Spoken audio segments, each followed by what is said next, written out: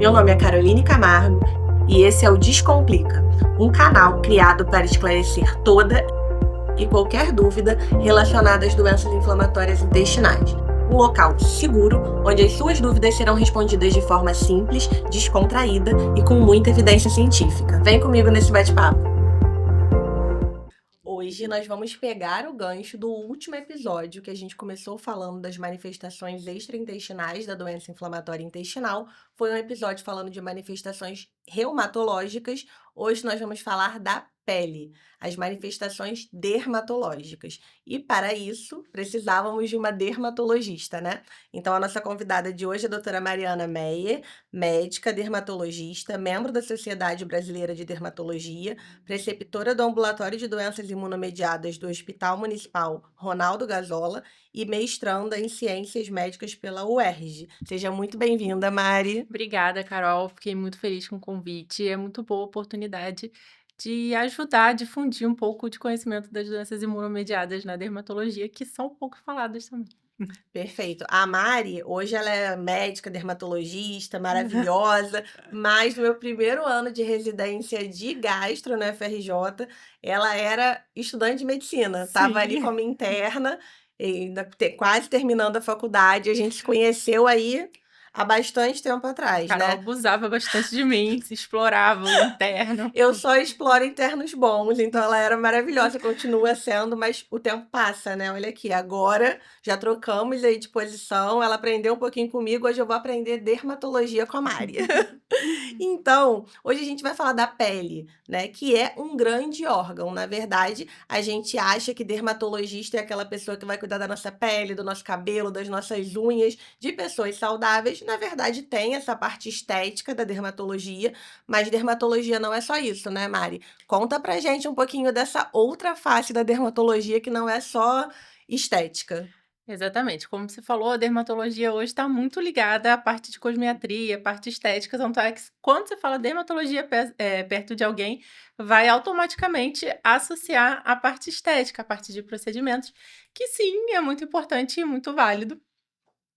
Mas existe também a outra face que está um pouquinho esquecida da dermatologia clínica, onde a gente estuda as doenças infecciosas, as doenças inflamatórias, imunomediadas, que são muito prevalentes e às vezes acabam passando batido. Então, esses pacientes, sejam com doenças inflamatórias da dermatologia ou secundária a outras doenças, eles acabam passando por vários médicos antes de ter o seu diagnóstico e começar o tratamento adequado. Exatamente. Então podemos e devemos continuar indo na dermato fazer nosso botox, nossos procedimentos, Por favor. mas vale lembrar que dermatologista é um médico que trata doenças desse grande órgão que é a pele, né? E a Sim. pele, assim como as articulações que a gente falou no episódio passado com as reumatologistas, também tem doenças imunomediadas que compartilham aí vias inflamatórias com o intestino e com a doença inflamatória intestinal. Elas têm vias de inflamação parecidas. A gente até comentou no episódio passado, né, que um dia a gente vai descobrir que são todas manifestações de uma mesma doença, mas às vezes uma manifestação dermatológica aparece até antes do diagnóstico de uma doença inflamatória intestinal. Então, o reumatologista também tem que ter aí esse alerta de que algumas lesões vale a pena seguir a investigação, né, Mari? Sim, existem várias doenças, várias dermatoses associadas a doenças inflamatórias sistêmicas e de outras especialidades. Então, na gastro, a gente vê muito isso, manifestações que você deve ver no seu dia a dia, pioderma gangrenoso, eritema nodoso, SWIT, e outras formas de manifestação da própria doença na pele, como é o caso do Crohn metastático. Perfeito. E as manifestações cutâneas das doenças inflamatórias intestinais, elas são muitas, né? A gente pode ter manifestações reativas, que são aquelas que têm o mesmo mecanismo de inflamação, que foi como a Mari citou, né? O eritema nodoso, o pioderma gangrenoso. A gente pode ter manifestações específicas, que elas vão ter ali a mesma histologia, como o Crohn metastático. A gente ainda pode ter doenças reumatológicas imunomediadas que se relacionam com as doenças inflamatórias intestinais, mas são outras doenças, né? Como a hidradenite, a psoríase, e a gente pode ter também complicações do tratamento. Podem surgir lesões de pele que não são doenças, que são, são doenças, mas que são, na verdade, doenças causadas pelo tratamento, pelas medicações que a gente está instituindo. Mari, se chega para você, se o gastro te encaminha um paciente que está com uma lesão de pele, e essa lesão de pele é um eritema nodoso, um pioderma gangrenoso, uma suspeita de Crohn metastático, só olhando, só fazendo ali o exame físico da dermatologia, você dá logo todos esses diagnósticos, ou em alguns casos você precisa lançar mão ali de uma biópsia? Quando o paciente vem da gastro, já com um diagnóstico de uma doença estabelecida, sabendo que ele tem uma doença inflamatória intestinal e abre um eritema nodoso, para a gente fica muito mais fácil. A gente já Explica pra pega aquilo gente o que que é um mastigadinho. eritema nodoso, assim, o que que o paciente pode perceber que talvez ele tenha um eritema nodoso? O eritema nodoso é uma inflamação no tecido de gordura, é uma paniculite que forma nódulos caroços que são muito dolorosos, mas eles são mais palpáveis do que visíveis. Então o paciente começa a sentir dor, passa a mão ali, sente que tem alguma coisa incomodando, que tem alguma coisa ali inflamado, pode ficar vermelho, mas acaba não identificando muito bem porque ele não é tão visível assim. E aí, nesse caso, você consegue fazer o diagnóstico tendo essa história, se um paciente tem doença inflamatória intestinal e você vê aquela lesão, a gente não precisa de uma biópsia, né? Sim, nesses casos específicos, o diagnóstico fica muito mais claro para a gente. Agora, chega um paciente com a mesma clínica, aí fica mais difícil, a gente tem que investigar a etiologia, porque essas doenças variam desde gestação até doenças infecciosas. Então, existem inúmeras causas e é importante a gente sempre fazer o rastreio, porque como dermatologista, a gente também é médico, foi como você falou, então a gente tem que perguntar da história familiar, dos hábitos de vida daquela pessoa, da história fisiológica, para tentar buscar uma pista. Então, uma coisa que a gente sempre pergunta em relação a sintomas gastrointestinais, dor abdominal, diarreia, isso faz parte da anamnese dessas doenças. Em que lesão você acha que a biópsia tem um papel mais importante? O eritema nodoso num paciente que tem história de doença inflamatória, às vezes é mais fácil de identificar. Mas em que lesão você acha que não? Eu sei que o paciente tem uma doença inflamatória, mas a biópsia ali vai me ajudar muito. A biópsia, para a gente, ajuda muito. É a nossa ferramenta diagnóstica, é um Uma exame. complementação ali do exame físico. Exatamente, é um exame super fácil de fazer, rápido, faz no consultório, não tem nenhuma complexidade, então, sempre que a gente quer documentar aquele diagnóstico e ter certeza que, de fato, é aquela doença, a gente faz biópsia. Agora, existem algumas doenças que a Porque o biópsia Crohn não. metastático você precisaria da biópsia, né, Sim, para que aí a poder gente vai confirmar e ver documentar. a histopatologia. Agora, doenças como o pioderma, por exemplo, a biópsia é muito pouco específica. Então, o diagnóstico é de exclusão. Então, você pega ali aquela lesão, viu? Tá, pioderma. Vamos excluir todas as outras causas para fechar que, de fato, é um pioderma gangrenoso. Então, na verdade, a biópsia é super importante, mas talvez mais importante que a biópsia é você ter um bom dermatologista, né? Ter uma Isso, pessoa com um olhar clínico treinado para identificar ali essas lesões e fazer a correlação no contexto isso. clínico do paciente. A gente sempre fala aqui de anamnese e exame físico, né? Na dermatologia, acho que o exame físico ganha até mais espaço que a anamnese, né? Sim. São mais de 3.000 doenças na dermatologia, as doenças, elas parecem muito, então por isso é muito importante, além da avaliação clínica, a gente colher muito bem a história desse doente e ver o que está por trás da pele, né. Existem muitas doenças que visivelmente uma lesão, por exemplo, psoríase, a gente sabe que psoríase não é aquela placa da pele, aquela placa é uma manifestação de uma inflamação sistêmica. Então, o paciente com psoríase, ele tem cerca de 5 anos a menos de vida do que um paciente que não tem psoríase. Mas não é a pele que é o problema. Vai ser o risco cardiovascular, um AVC, um infarto, ou coisas que são consequência. Acaba que o que a gente vê na pele é uma janela de muita coisa que está acontecendo por trás, né? De uma grande inflamação sistêmica que está acontecendo. Várias analogias, né? A pontinha do iceberg. Talvez o que a Exatamente, gente vê ali na pele seja a pontinha de um iceberg de muitas outras complicações que exatamente. aquela doença pode trazer, né? Isso. E falando de complicação, eu queria falar um pouquinho sobre as alterações causadas pelas próprias medicações, né. A gente já conversou aqui um pouquinho sobre as diversas medicações que a gente tem para doença inflamatória intestinal, e aí quando a gente tem uma manifestação extraintestinal, reumatológica, dermatológica, a gente sempre tenta usar uma mesma medicação para as 2, Hum. mas às vezes a gente tem um paciente com doença inflamatória intestinal, a gente começa um tratamento com uma terapia avançada e o paciente surge com lesões compatíveis de psoríase, por exemplo. É o que a gente chama ali de psoríase paradoxal. O que é isso? Isso é uma psoríase de verdade? Isso não é? Como é que você explica isso pra gente? A psoríase paradoxal é uma psoríase e é uma reação ao medicamento. Então, os medicamentos utilizados para as doenças inflamatórias, eles vão bloquear substâncias que promovem a inflamação. Então, ele atua ali como um freio e pode acabar aumentando outras proteínas inflamatórias, outras citocinas inflamatórias, como um escape. E aí isso vai levar ao surgimento da doença. Então, a psoríase paradoxal é sim uma manifestação da doença psoriásica, deve ser tratada.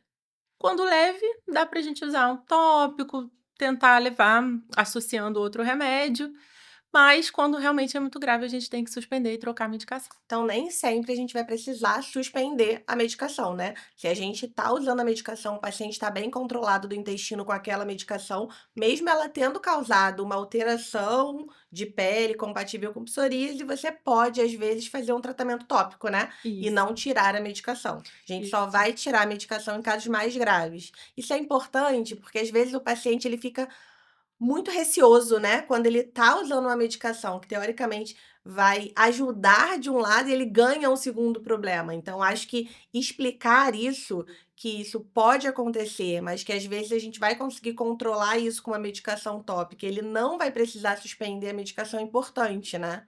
Exatamente. E reforçando que a gente tem medicamentos que atuam nas 2 doenças, então o paciente não precisa ficar preocupado, porque existem outras mais de uma opção pra gente.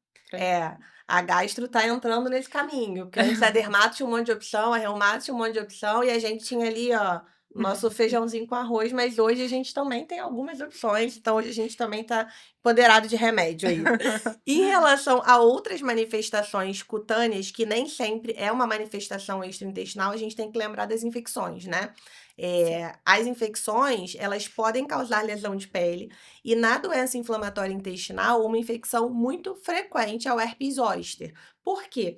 O simples fato de um paciente ter doença inflamatória intestinal já aumenta o risco dele em relação à população geral de ter herpes zoster. Mas algumas medicações que a gente pode usar, como os inibidores de JAK, elas podem aumentar ainda mais essa possibilidade dele ter esse tipo de infecção, né? E nesses casos, a gente tem algumas medidas para auxiliar, como a vacina, né. Como é que você vê, Mari, a vacina do zoster nesse contexto aí das doenças imunomediadas? Eu sempre indico a vacinação para zoster, Para todos os pelo para pacientes? todos os pacientes. No calendário normal seria a partir de 50 anos, mas nos pacientes candidatos à imunossupressão, pacientes imunodeprimidos, acima dos 18 anos, eu sempre indico a vacinação com a vacina de vírus inativado, para poder prevenir a doença e principalmente o que acontece depois dela, que é a dor que permanece, né, que a gente chama de neuralgia pós-herpética, que é uma questão também que traz uma grande comorbidade ao paciente, que limita. Então a gente está tratando as infecções graves e também o que vem depois dela. A própria lesão de pele, quem já teve zoster aí deve lembrar que é uma lesão incômoda, né.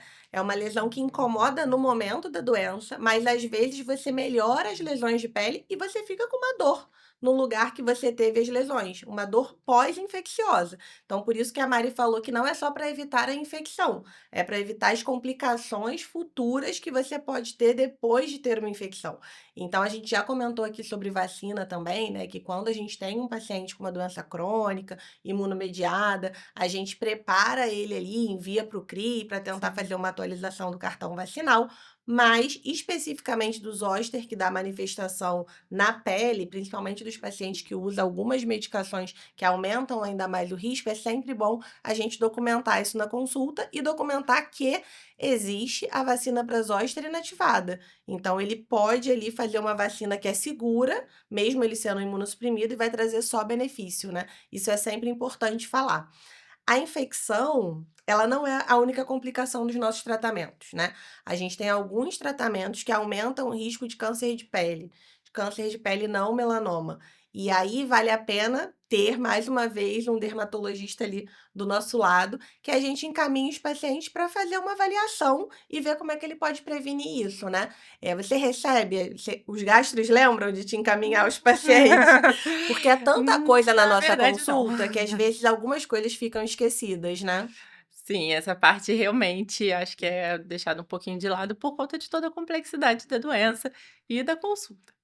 Então a gente perdoa, mas é muito importante lembrar de trazer esse paciente para fazer um rastreio. É importante fazer já todo mundo, né, uma vez por ano pelo menos, um Então explica check-up pra da gente, pele. população geral, não tenho doença inflamatória intestinal, como é que deveria ser esse rastreio aí para a população geral de câncer de pele? Isso vai depender também de outros fatores, se aquele paciente tem história familiar de melanoma, o fototipo dele ser um paciente mais branquinho, com olho claro, se ele se expõe muito ao sol. Mas considerando um paciente que não tem história familiar, que tem uma exposição moderada ao sol, uma vez por ano. Então vai fazer a gente sempre tem a campanha Dezembro Laranja, que é o dia do rastreio do câncer de pele, a gente faz avaliação clínica e também com dermatoscopia manual. O dermatoscópio permite que a gente veja aquela lesão um pouco mais ampliada e que a gente tenha também uma noção de profundidade. Então é o que a gente fala do estetoscópio do dermatologista. O dermatoscópio, gente, é uma lupinha que eles ficam olhando Não, lá todas as suas pintas, entendeu? Só para o leigo entender o que que é o não é uma dermatoscópio. lupa. É quase, né, não? Pra gente leigamente entender, é uma coisa que É porque aumenta a ele só não lesão. aumenta. Ah, é? Então explica, nem eu sei. Então, o que que vai diferenciar um dermatoscópio de uma lupa? A lupa você vê aquela lesão ampliada.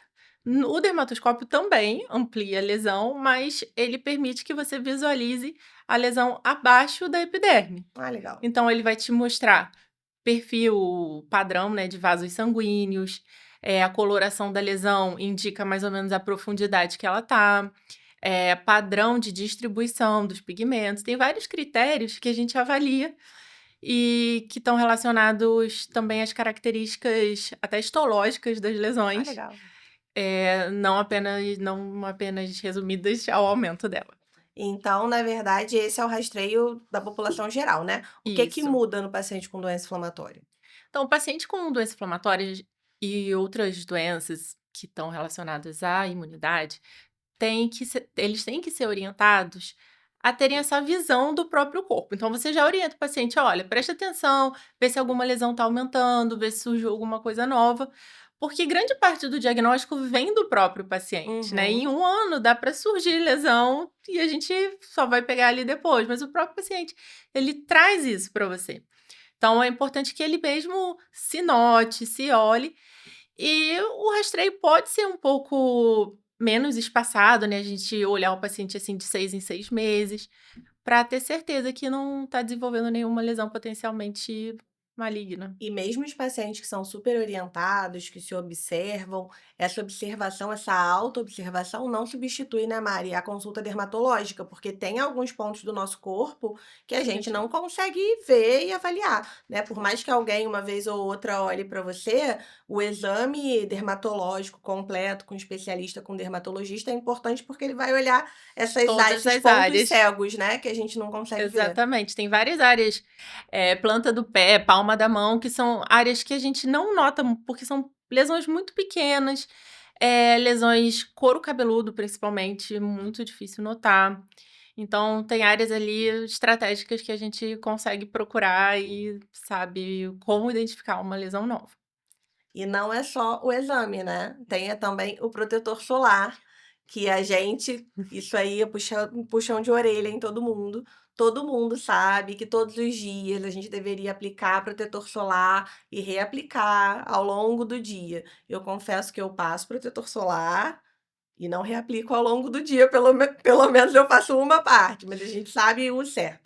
Mas no paciente com doença inflamatória intestinal que usa tiopurina, por exemplo, usam medicações que podem aumentar essa incidência de câncer de pele, isso tem que ser reforçado e isso eu reforço com meus pacientes que usam na consulta. Precisa passar protetor solar, precisa reaplicar protetor solar ao longo do dia, precisa usar ali, de repente, umas barreiras físicas, né? Quando for se expor realmente ao sol, na praia.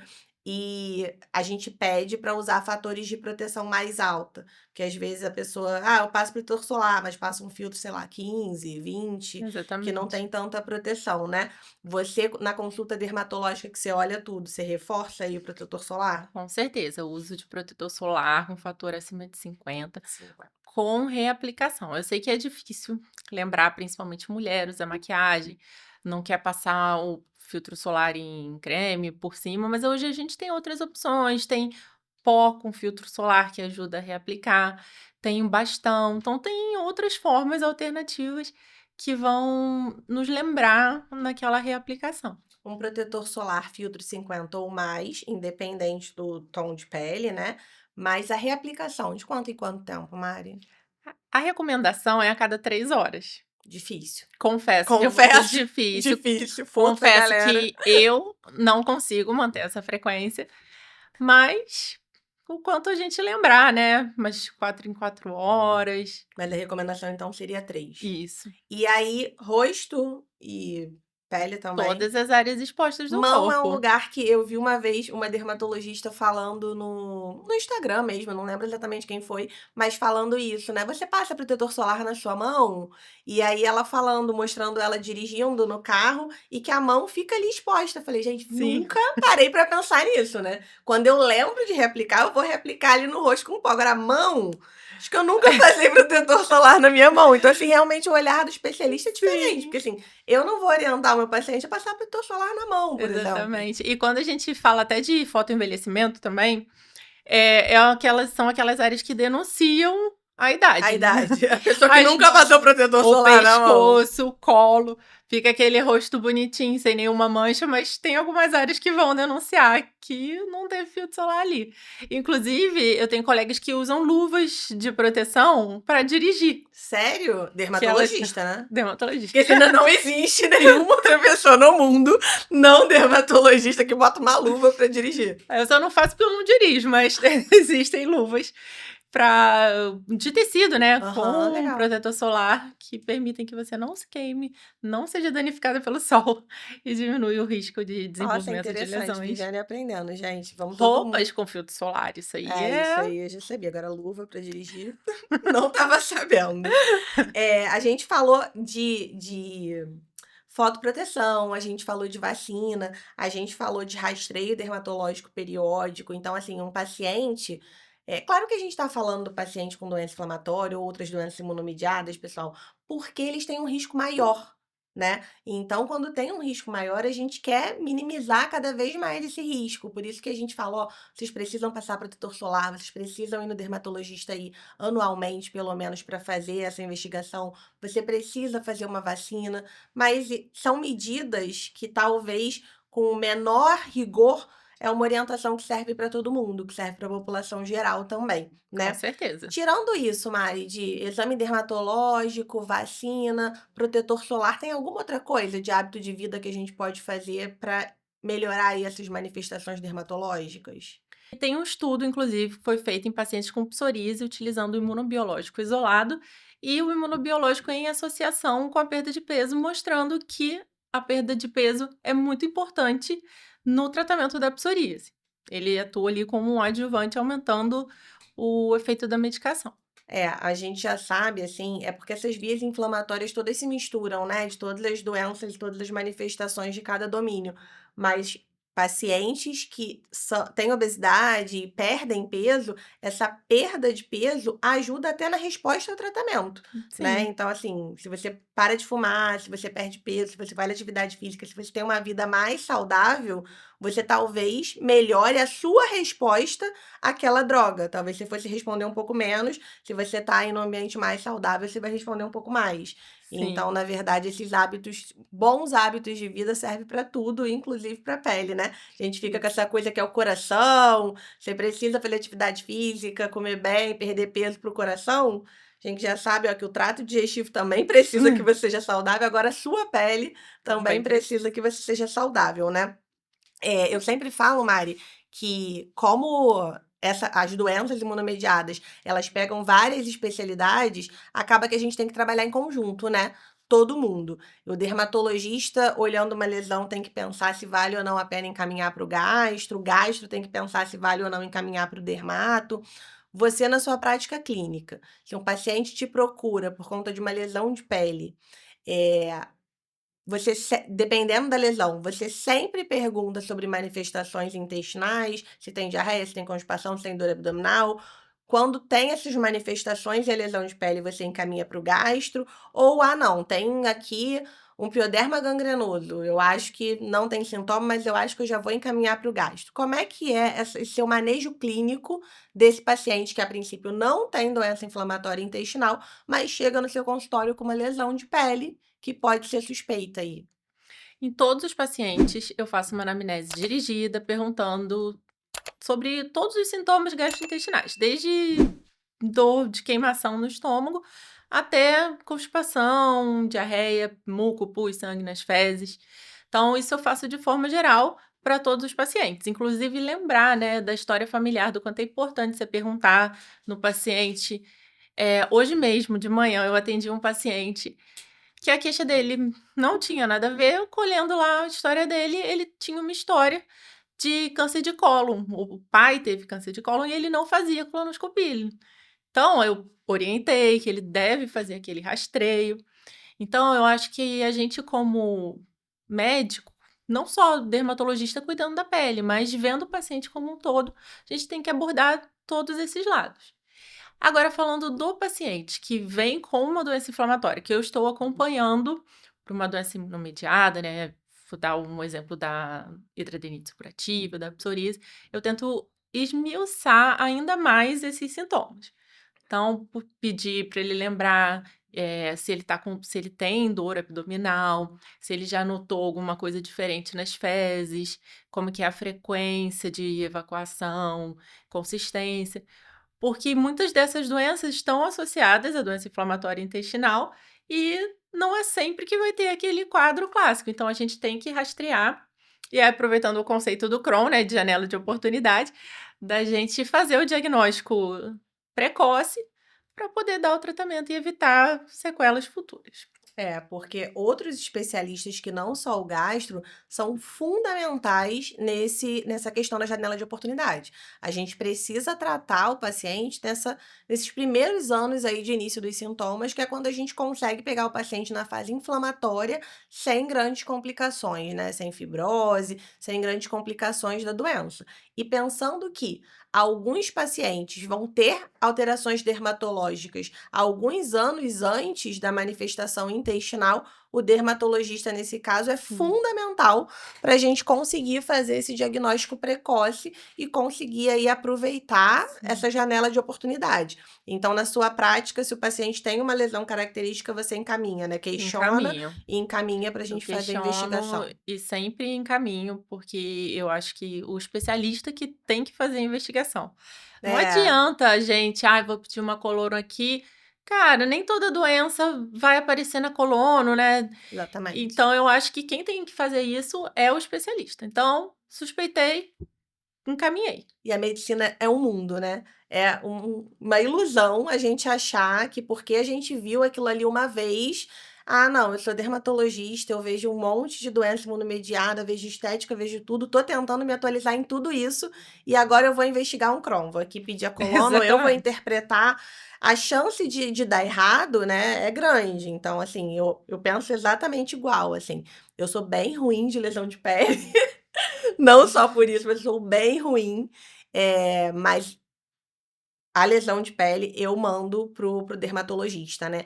Eu prefiro ter um paciente com doença inflamatória que tem uma lesão, que talvez nem seja uma lesão muito característica, eu mandar para o dermatologista, que ele já vai ter que ir, porque ele tem que fazer, às vezes, uma avaliação ali anual, e o dermatologista dá uma olhada e fala: fica tranquilo, isso não é nada demais, isso não é nenhuma manifestação, isso é outra coisa aí benigna, do que eu ficar olhando e não, eu acho que não é nada demais. A minha experiência em ver lesão de pele completamente diferente da sua. Então, assim, como gastroenterologista, eu confesso que qualquer lesão eu mando pro dermato. Eu não fico Exatamente. tentando caracterizar, né? Porque, por exemplo, ele tem umas que são fáceis, assim, dentro de um contexto, né? O Sim, eritema nodoso, ele é uma lesão fácil de da gente que identificação. está acompanhando identificar, e a gente sabe que provavelmente tratando aquilo ali vai melhorar, então é uma lesão que talvez a gente não mande, mas qualquer coisa que fuja disso, eu prefiro mandar. Sim. Você concorda? Você acha que todo mundo tem que dar uma olhadinha ou é melhor dar esse aval do dermato aí? Não, gente, pelo amor de Deus. Como eu falei, existem muitas doenças dermatológicas, todas elas são muito parecidas. Então, às vezes, a gente acha que tá vendo uma coisa, tenta tratar e aquilo vai postergando o diagnóstico. Aí, vou puxar aqui o gancho para falar de hidradenite supurativa, que é exatamente uma dessas doenças que o diagnóstico é feito muito tardio. É uma doença que tem a média de tempo diagnóstico de 7 a 10 anos. Então, esse paciente, quando ele chega, ele já tem a doença há mais de 10 anos, já passou por mais de 5 médicos, já fez vários ciclos de antibiótico e não melhora. Explica pra gente que não sabe o que que é hidradenitis suppurativa. Então, a hidradenite supurativa é uma doença inflamatória crônica, assim como as doenças inflamatórias intestinais, imunomediada, que se manifestam como nódulos, lesões que se assemelham a furúnculos, só que qual que é a diferença? Eles são recorrentes. Então, não é um furúnculo que você tratou e melhorou. É um furúnculo que inflamou, desinflamou, depois ele voltou. Então, sempre no mesmo lugar. Então, são mais do que duas inflamações numa área específica do corpo, principalmente axila, virilha, embaixo da mama, entre a mama. E como é uma doença que tem associação com a doença inflamatória intestinal, é importante, a gente falar disso, porque às vezes para o gastro, enfim, para a pessoa que está acompanhando, é uma infecção secundária, ele fez um furúnculo, está tomando imunossupressor, e na verdade é uma doença que está se estabelecendo e que, assim como o Crohn, evolui com sequela irreversível, com dano estrutural. Então, é um paciente que pode fazer cicatriz, fibrose, que pode limitar a movimentação. Então, a gente aproveita muito essa ideia do Crohn, que é muito mais difundida e muito mais falada do que da hidradenite. Então, a gente também tem uma janela de oportunidade, a gente também tem sequela irreversível. Então, é sempre bom o gastro, assim como outros médicos, estarem cientes da doença para poder encaminhar e a gente começar o tratamento precocemente. É um alerta importante que eu estava aqui pensando enquanto você estava falando, né, que a gente está falando aqui desse ping-pong de um especialista para o outro, né? O gastro, o dermato, o que que o gastro tem que pensar, o que que o dermato tem que pensar. Mas a gente falando aí na hidradenitis supurativa, às vezes essa pessoa vai numa emergência, né?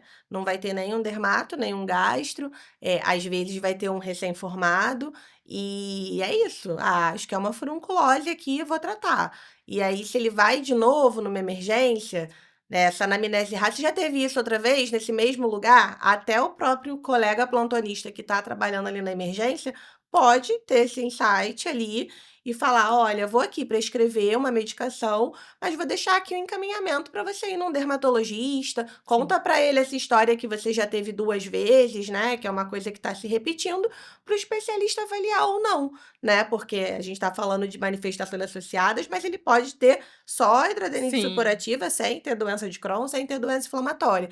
Então, é por isso que é importante, assim, todos os profissionais da saúde, todo médicos, não médicos, a gente tem essa atenção. Tudo que foge, vale a pena o especialista avaliar, né? Claro que não tem que Sim. mandar tudo para o especialista, mas tudo que foge, a pessoa teve a furunculose ali, tá tendo outra no mesmo lugar, né? Pode ser uma recorrência, mas e se não for? Então, acho que o especialista entra nessa, né? O e Exatamente. se, talvez, como a Mari falou, pode mudar a história de vida desse paciente, porque ele pode ter uma sequela irreversível pelo IC. Aí, se eu mandar e não for nada, tá no lucro, ele só fez uma consulta a É. mais, que ele não precisaria fazer. Então, A gente assim, trata outras é, coisas, vê a pele. entre fazer uma consulta a mais e ter um dano irreversível, é melhor fazer uma consulta a mais. Então, todo mundo fica alerta. Com certeza. Outra coisa importante, Mari, eu trabalho com clínica médica também, na aeronáutica, né? Não trabalho só com gastro, então a gente vê umas histórias tristes relacionadas a melanoma, que não tem nada a ver, assim, o câncer de pele que a gente falou aqui é um câncer de pele, não melanoma, mas eu já vi histórias muito tristes de pacientes que chegam com lesão cerebral, com metástase cerebral, com câncer super avançado, que a gente não sabe o sítio primário, e quando a gente vai ver, há um tempo atrás, e às vezes nem é muito tempo, assim, há meses atrás, tinha uma lesão no dedo, no hálux, ali na unha, e achou que tinha batido, foi numa pessoa que tirou a unha, e depois o dermato falou: gente, isso aqui desde o início já era. E assim, às vezes ela cauterizou, então fica indo em profissionais, essas manchas escurecidas, às vezes não é só porque bateu. E o melanoma, assim, na clínica a gente vê mais, mas umas histórias horrorosas de paciente com metástase, assim, um câncer Sim, super avançado. Quando você vai ver o sítio primário, é uma manchinha preta em algum lugar do seu corpo, né? sim, Então, exatamente. tem que dar valor para essas coisas e não precisa ser um médico especialista. É qualquer pessoa que viu ali uma lesão, é orientar aquela pessoa a ir pro dermatologista. É claro que a gente está falando de doença inflamatória, mas isso é uma coisa que impacta tanto quando você vê um paciente já com metástase por conta de uma lesão que talvez pudesse ser tratada lá no início, que vale a pena a gente deixar esse alerta aí do melanoma Sim. também, né? O melanoma é um quadro de câncer de pele bem dramático, que evolui e não é tão infrequente assim, com metástases Eu já vi e alguns que leva ao casos. óbito, sim. Então, é um tipo de câncer que você tem que ficar de olho.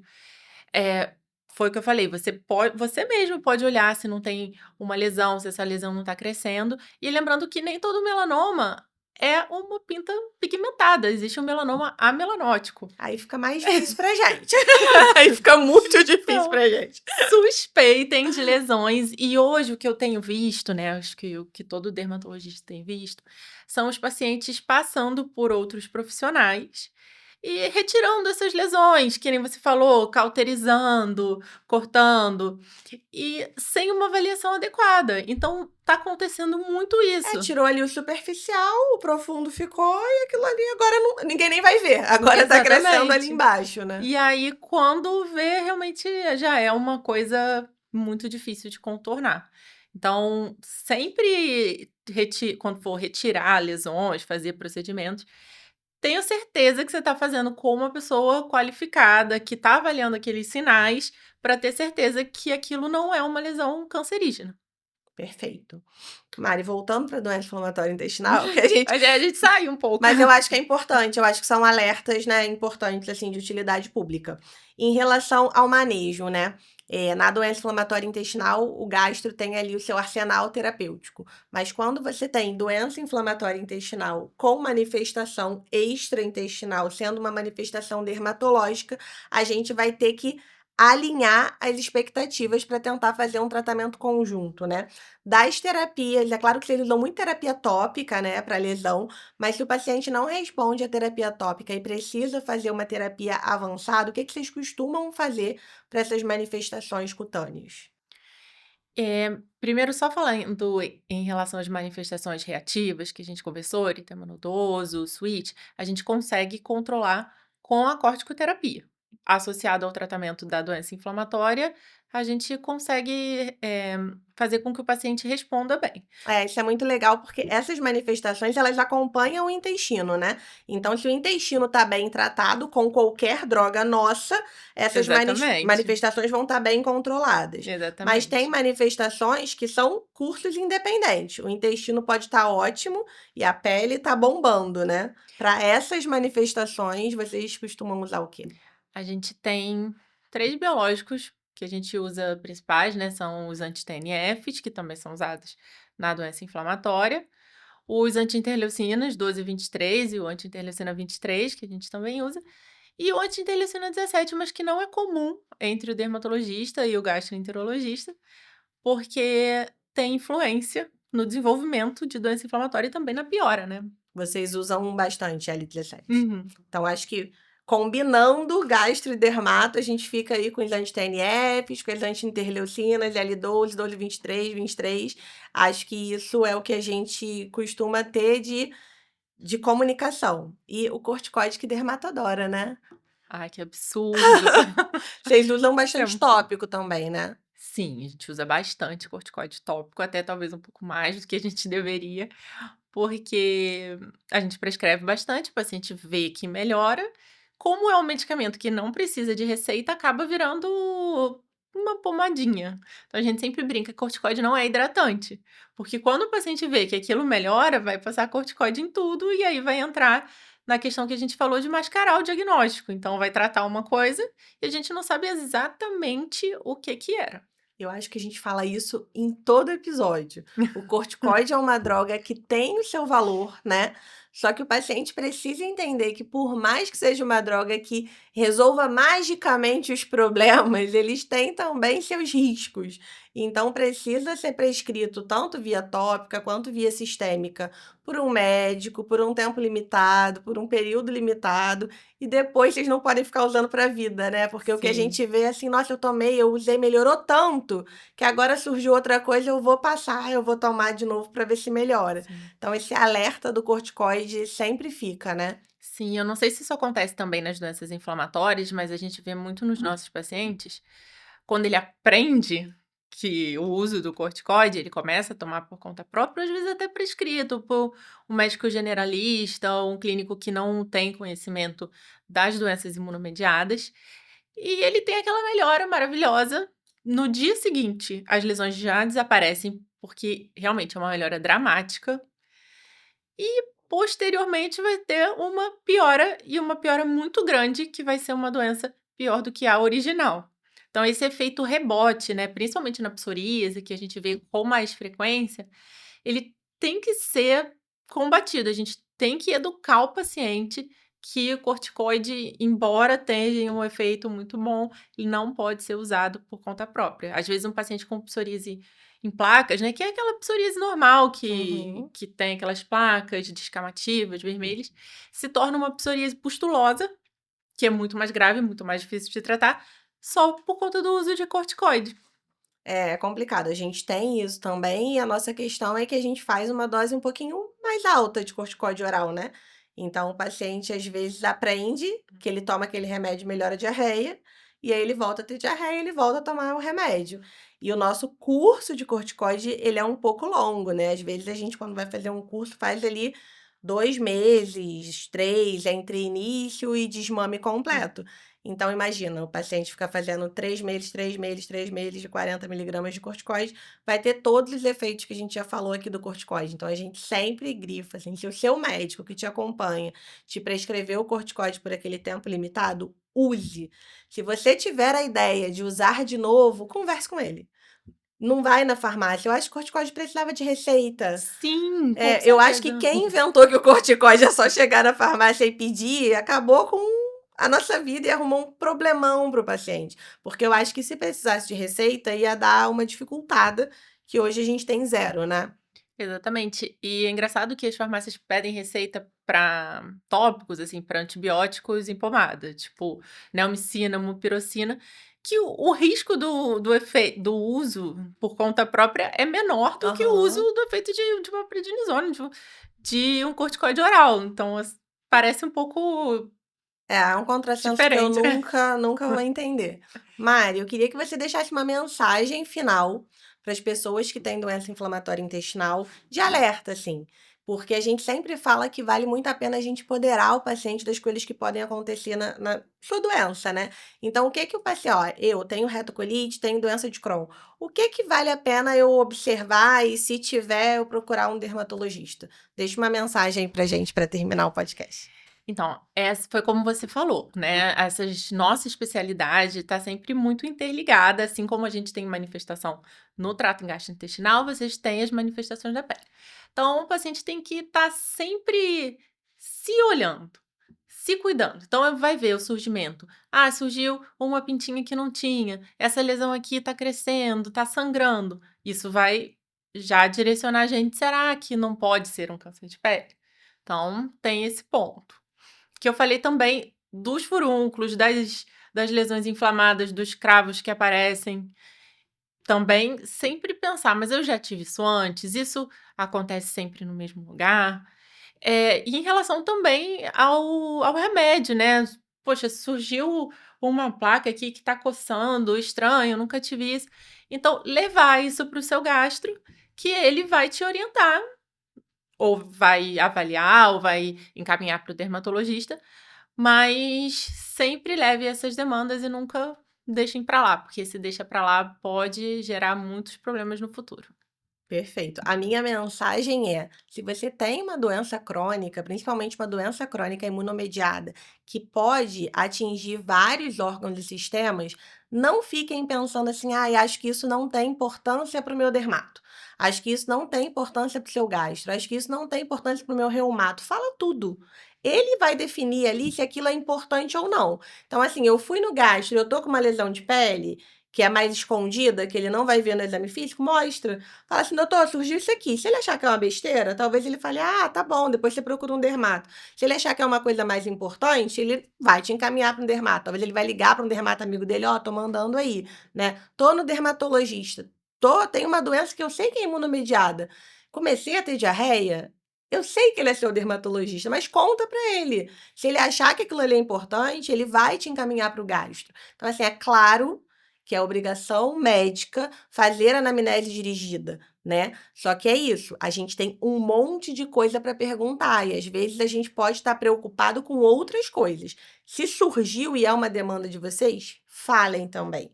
Já acabou aquela história de que o médico fala, o paciente escuta, agora é uma troca, é tudo conduta ali compartilhada, então assim, tá no seu dermato, mas começou uma diarreia nova, sangramento, fala. Assim: "Olha, meu intestino era normal, agora tem um sangramento", ele vai saber como te orientar. Ele pode não saber tratar, mas ele vai saber como te orientar e o que fazer. Eu acho que essa é a grande dica que a Mari falou e eu gostei muito. Se observe, né, observa a sua pele, mas perceba também os seus sintomas. Então acho que isso aí é a grande dica do episódio. Mari, adorei. Muito obrigada pela sua Obrigada, presença. obrigada a você pelo convite, acho que foi muito proveitoso essa troca de experiência, e parabéns pelo trabalho que você está fazendo. Obrigada. Espero vocês no próximo episódio, galera.